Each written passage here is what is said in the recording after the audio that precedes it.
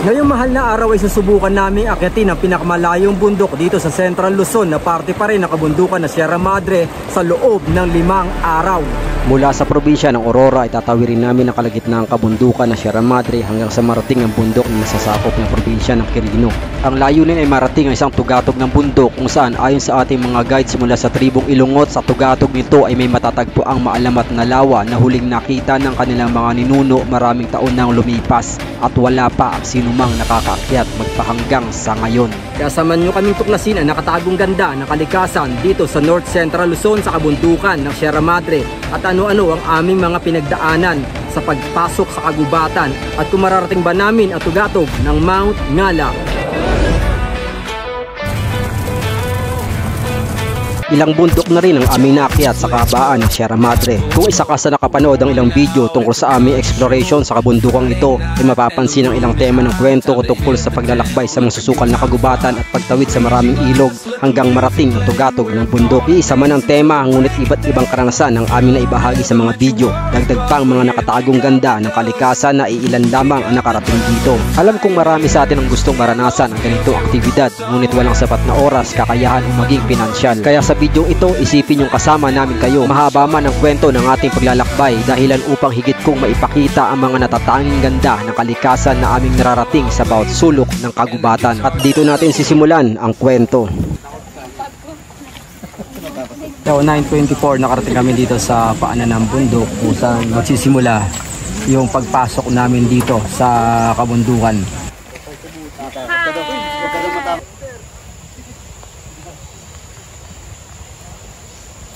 Magmula dito ay kabisado na namin ang trail dahil sa mga ilang bundok na rin ang aming naakyat sa bayan na ito. Mula sa Ilongot Tribe Hall ay dokumentado kong naipalabas sa Mount Atondo ang aming mga pinagdaanan, kaya kung gusto nyong mapanood, ito ang thumbnail. Mula sa pagpasok sa kabundukan, narating namin sa loob ng halos 6 na oras ang Mowi River. Medyo relax lang ang ginawa naming lakaran dahil kakayanin ito marating ng 4 na oras. So dito muna kami magpapahinga. Nandun yung mga kasama natin habang hinihintay pa yung mga nasa hulihan. Dito pasamantala kaming huminto upang mag-regroup at dito na rin magsisimulang umiba ang aming mga direksyon sa mga trails na hindi pa namin nadaraanan. At 3:30 narating natin itong Mowi River at dito magsisimula yung mahabang kwento natin hanggang sa marating yung summit ng Mount Ngala. So dating nadaanan na rin namin itong river, tinawid namin ito hanggang sa marating yung Mount Atondo. Nang dumating na mga nasa hulihan, ilang minuto pa kami nagpahinga at tinuloy na namin ang paglalakbay. So, dito naman yung direction na aming pupuntahan kung saan ito rin yung way dati nung pinunta namin. Nung inakyat namin ang Mount Atondo. Kung didiretsuhin ang trail na ito ang direction papuntang Mount Atondo. Ngunit may 20 meters lang ang layo ay lumiko na kami ng pakanan. Saglit na pumasok lang tayo doon sa way na yon. Bali ito yung karugtong ng ilog kung saan makikita natin yung kulay ng ilog nito na napakalalim. At mula dito na magsisimula yung mga river crossing natin. So ang estimate ng mga ilog na tatawirin natin dito ay mga 15 river crossings. So ayan, medyo mataas ang tubig dito. Medyo pinasok na yung bota ko. Papasok na naman tayo ngayon sa kagubatan. Mula pagtawid ng ilog, ilang minuto lang ay may mararating ng campsite at hindi ko inakala na dito na pala kami magpapalipas ng gabi. Pero magandang mag-test, magandang sana. Pagkatapos natin tawirin 2 beses yung Mowi River at pumasok tayo sa kagubatan, halos mga 4 minutes lang yung itinagal na pagpasok natin sa kagubatan hanggang sa marating itong first campsite natin. So mula dito, hindi pa namin alam kung gaano kalayo yung tugatog ng Mount Ngala sa campsite na to. Kung kakayanin pa sana ng oras, meron pang campsite na kasunod dito. Di ba may isa pa tayong campsite dapat na pupuntahan kung mas medyo maaga-aga pa tayo dito? Meron ba? Meron po. Natab po ang pangalan. Ito anong campsite to? Mowi. Mowi, tama, Mowi River. Mowi River po yan. Tapos yung next dito, natab po yung Camp 2. Gaano kalayo dito yon? Mula rito sir, siguro mga 1 hours. 1 hour. So, ba't hindi natin tinuloy na doon? Siyempre, alas 4 na, hindi na tayo makakapag-camp ng maayos kapag madilim na. Okay. Saka dapat makapagluto na tayo. So, yun guys, yun ang dahilan bakit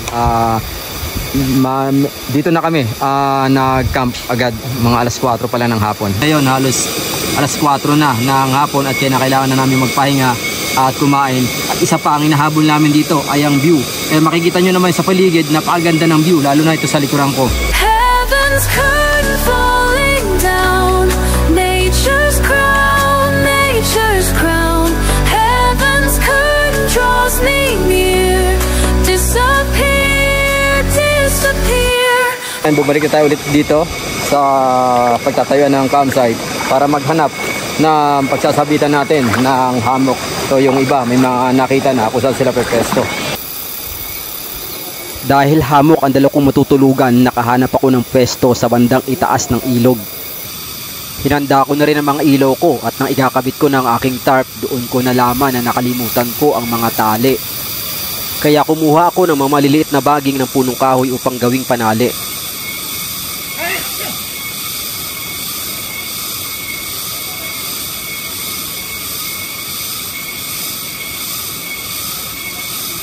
Tapos na rin yung pagkabit natin. Ang ginamit nating tali, yung baging ng mga punong kahoy. Yan, lahat.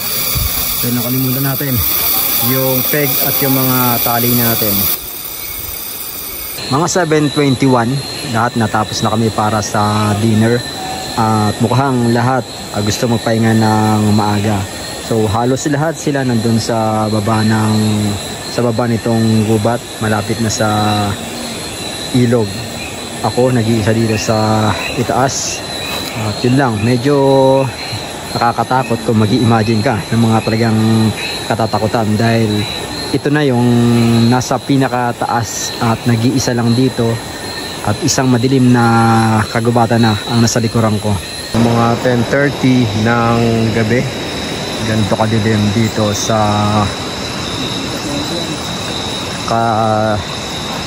ganito kadilim dito sa pusod ng kagubatan ng Sierra Madre.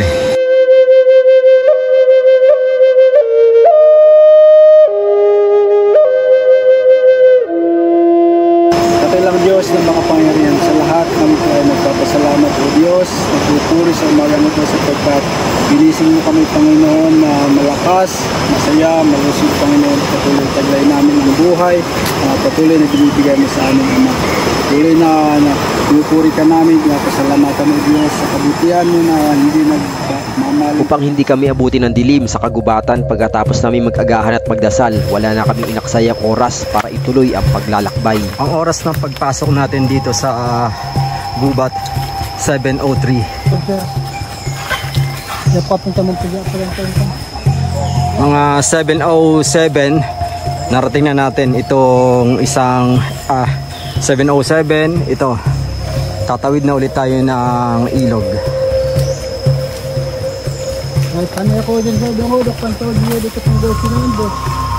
So kung sisimulan natin sa mga Muwi River na tinawid natin, pang-apat na pagtawidan natin to sa ilog ng Muwi River. Muwi River ba to? Mula dito nakikita natin na hanggang tuhod yung taas ng tubig.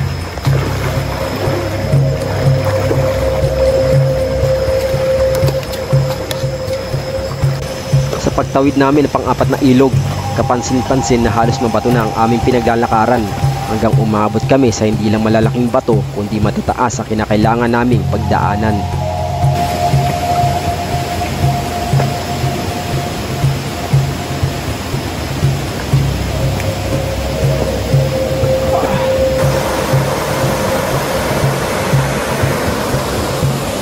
So kailangan natin doble ingat dahil medyo madulas yung mga bato at sigurado pag bumagsak ka dito, kung hindi ka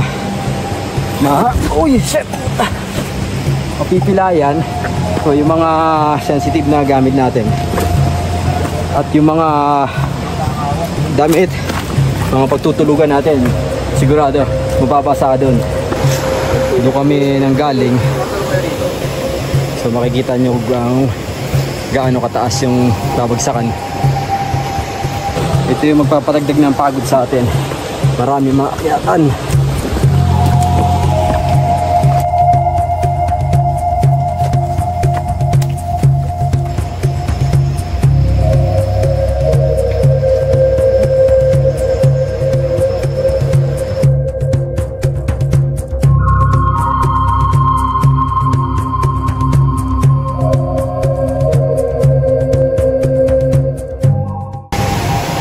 Mahirap yung tatawirin na.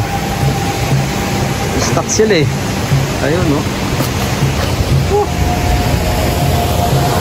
Oh, tignan muna natin napakaganda mga ilog dito.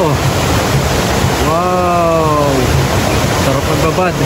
Pero malayo pa yung maming lalakbayin. So nakikita natin si Sir Ed. Isa sa mga veterano natin kasama dito. At madalas natin siyang kasama sa mga exploration dito sa Aurora Province. Kitang-kita na natin kung gaano kahirap itong tatawirin natin. Kunting pagkakamali, basa yung cellphone, basa yung bag, basa yung gamit. Ito kasi pagdadaanan natin. Hindi lang. So mukhang hindi ako pwede dito dahil baka mabasa yung video natin. Wala na tayong i-upload. So daan tayo dito, tingnan natin. Napakataas.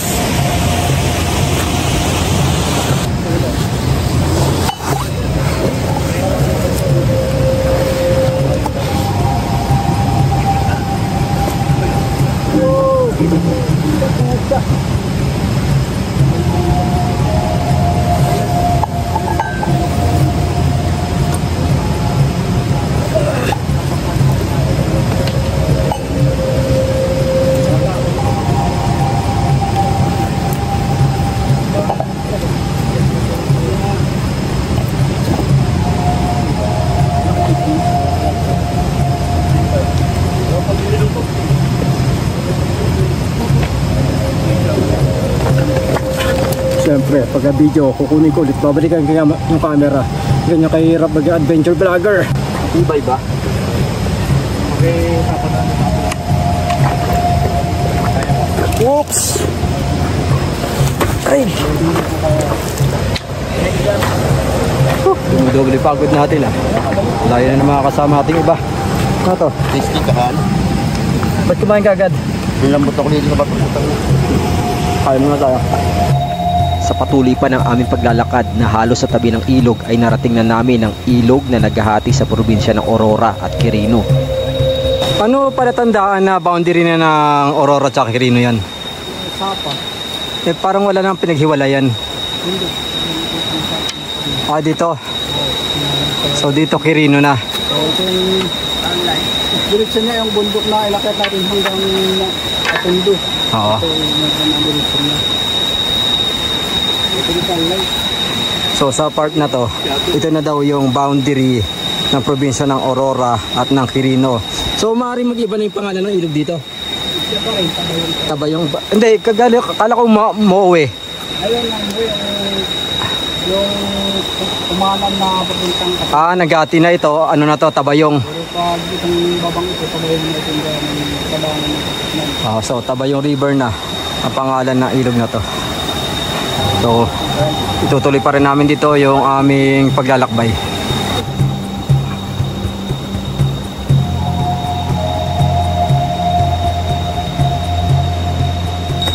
Mula dito nakikita na natin yung kasunod na gagawin natin pagtawid sa ilog. So nandun na yung mga nauna nating mga kasama. Bali ito yung panglimang pagtawid natin ng ilog. Pagkatapos namin matawid ang panglimang ilog, mga ilang minuto pa narating na namin ang campsite na dapat ito ang target campsite namin kahapon. Dapat dito tayo didiretso kagapon sir. Kung aabutin pa tayo may alas 4 pa, kung may oras. lakas pa sana. Mas mataas mula sa ilog ang bahagi ng lupa dito kumpara sa Maui campsite. Kaya mas safe magtayo ng tent kung sakaling tumaas ang tubig ilog. Malawak din ang mga patag na pwesto sa kakahuyan na pwedeng paglatagan ng tent at maraming puno na sakto ang distansya para pagsabitan ng hammock. Campsite din po ito. Ito ba yung campsite na dapat pupunta natin kapon? Ano pangalan ng campsite na yan? Natab. Ito anong campsite na to? Sakop na rin yun, sir. Sakop na rin ng Natab. Ito rin yung possible na dapat dito kami magka-camp kahapon kung may sapat na oras lang. So sakop pa rin siya ng Natab mula doon sa loob ng gubat hanggang dito mga ilang minuto lang naman pwedeng lakarin. Ang tawag dito ay Natab campsite. Saglit lang na pinagmasdan namin ang native campsite. Ang mga kasunod na trail ay kinakailangan dumaan sa matarik na bangin. Sa kaliwang bahagi ay makikita ang ilog Tabayong at mula sa baba nito, tansya ko, nasa 60 feet ang taas ng bangin. Sa kanan ay halos mga solidong bato na natatabunan ng mga ugat at halamang gubat. Walang flat trail na paglalakaran dito, halos patarik ang mga pagkakahulma ng mga bato. Dito ay kailangan siguraduhing matibay ang pagkakapitang ugat at maingat na paghakbang. Medyo madulas ang mga bato dahil may mga pakalat-kalat na daloy ng tubig na di malaman kung saan ang pinagmulan. Napaganda ng view dito pero kunting ingat lang dahil kunting maling hakbang mo lang dire-diretso ka doon sa ilog dahil palumot at napakadulas ng bato dito. Ingat ka dyan pre, madulas dyan oh. Nadulas ako dyan.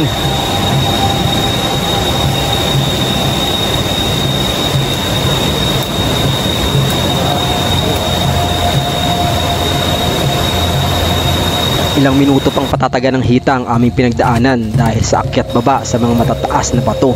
Hanggang sa nakita ko ang mga nauuna sa akin na nasa ibaba ng bangin at mula sa itaas mukhang basagan ng tuhod at kapit ko ang gagawin kong pagbaba. Grabe. Napakaganda ng mga rock formation dito. Napakalalaking mga tipak. Ngayon, iba sa mga kasama natin nagpa-picture dito. Kung mararating nyo ito, isipin nyo magandang spot sa fantasy movie dahil sa ayos ng mga nagkukumpulang malalaking tipak ng bato. Kaya ang ibang mga kasama ko, buwis buhay na kumuha ng picture sa iba pang parte ng bangin. Papasok naman tayo sa kagubatan. Sa bandang itaas pa rin to ng mga... Sa bandang itaas lang ito ng ilog. Pagpasok sa kagubatan, matataas at malalaking punong kahoy naman ang halos nasa paligid. Okay, kasama natin yung ating guide na si Sir Jun, tsaka si Sir Ariel, yung lead guide. So pinakita sa atin dito yung pinakamatandang puno daw dito sa sa bundok. Lumot. Dito sa Lumot. Lumot? Okay. Sa Lumot. So ito, nasa likuran natin. Ang pinakamatandang puno dito. Nakatayo.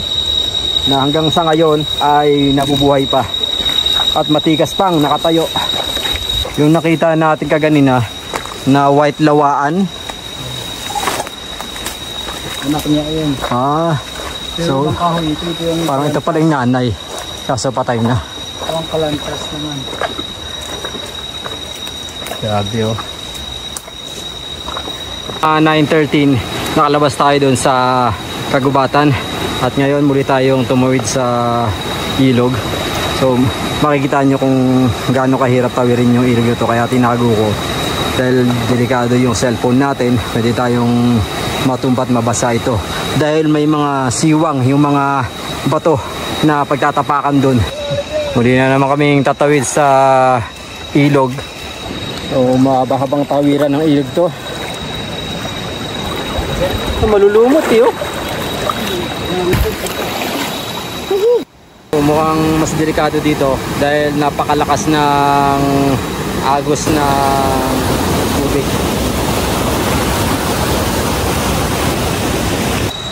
Mga ilang minuto lang pagkatawid natin doon sa ilog na malakas yung agos. Another river crossing na naman. Sa dami ng ilog na aming tinawid, nakalimutan ko nang bilangin ang mga ito. Paulit-ulit lang yung mga pinagdadaanan natin sa tawid ng ilog, papasok sa gubat.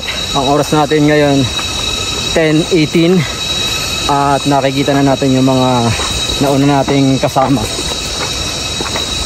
Yun, nagpapahinga na sila. So, hindi pa natin alam kung dito na ba tayo sa lunch kasi alas 10 pa lang ng umaga.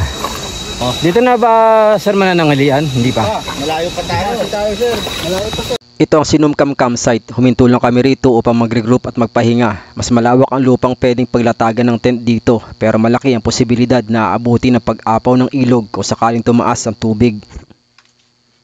After dito sa Sinumcam River, na kailangan na naming tumawid dito. Masyadong maaga pa para kumain ng tanghalian, kaya nagpatuloy pa kami sa aming paglalakbay dahil may kasunod pang campsite na halos nasa 1 oras na paglalakad at doon kami magtatanghalian. So yung inakit natin yung Atondo, kung hindi tayo nag-back trail, ito yung bagsak natin. Tapos hanggang saan tayo dadan? Dito pa rin? Okay. So, yung Atondo, kung naalala nyo, panoorin nyo na lang yung video. Ito yung thumbnail. Hindi namin na-traverse yun dahil kinapos na rin kami sa araw. So, dito sana yung bagsak namin.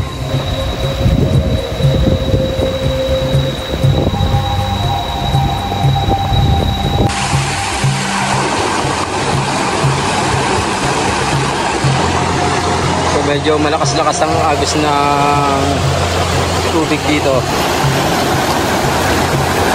So, kailangan natin itago ang cellphone. Sa loob ng halos 1 oras na paglalakbay ay ilang ilog rin ang aming tinawid hanggang sa marating namin ang target campsite para dito kumain ng tanghalian.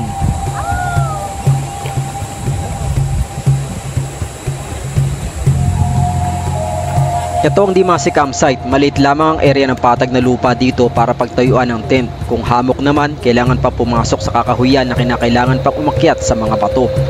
Isa ito sa mga pinagpapahingahan ng tribo nang madalas pa sila sa kabundukan para sa kanilang ikinabubuhay. Mabilis lang kami nagpahinga dito dahil mas malayo pa ang kasunod na campsite na sinasabi ng mga guides na halos nasa paanan na ng Mount Ngala. Pagtawid sa ilog mula sa Dimasi campsite, ang kasunod ay malapad ang trail. Hindi masukal at tanaw ang mga kabundukan na nakapalibot dito. Ngunit ang aming pinaglalakaran ay mabato at ito ay halatang daanan ng ilog tuwing malakas ang ulan. Hanggang sa marating namin ang malawak na parte ng ilog at sa gilid nito isang matarik na bato kung saan kailangan naming dumaan sa gilid nito. Makitid at halos nakapahilis ang parte ng paglalakaran. Kaya dahan-dahan ang aming pag-akbang dahil walang matibay na pagkakapitan dito.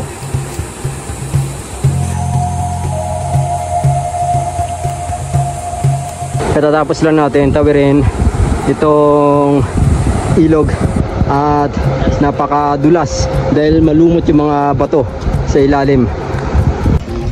So dito natatanaw na namin yung Mount Ngala.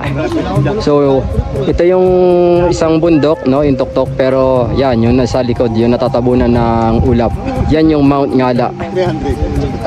So mga bukas ang plano namin na akitin ang tugatong ng Mount Ngala. Ngayon, kailangan lang namin marating bago magdilim yung campsite na malapit sa Mount Ngala.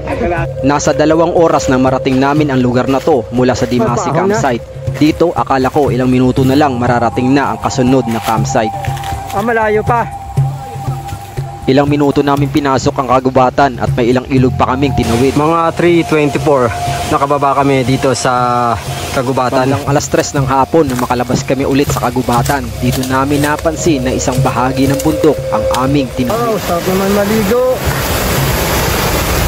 Kailangan namin marating bago magdilim ang campsite. At yung akala naming ilang minuto na lang ay makapagpapahinga na kami, pero kailangan pa naming sumalubong sa agos ng ilog hanggang marating namin ang lugar na parang nakatagong paraiso. At sa kabilang bahagi ng ilog na to, ito na ang campsite para sa pangalawang gabi dito sa kabundukan ng Sierra Madre. Mula dun sa Moe campsite hanggang dito sa Camp Nataganak, mga 4:42 ng hapon narating namin itong campsite. Mula sa Moe campsite ay narating namin ang halos 9.5 hours ang Nataganak campsite. At sa gabing ito, kailangan namin mag-ipon ng lakas dahil bukas ng umaga, alam namin mas matinding paglalakbay ang aming mararanasan at walang kasiguraduhan kung mararating namin ang tugatog ng Mount Ngala. Every mile we roam, making memories, we're right at home.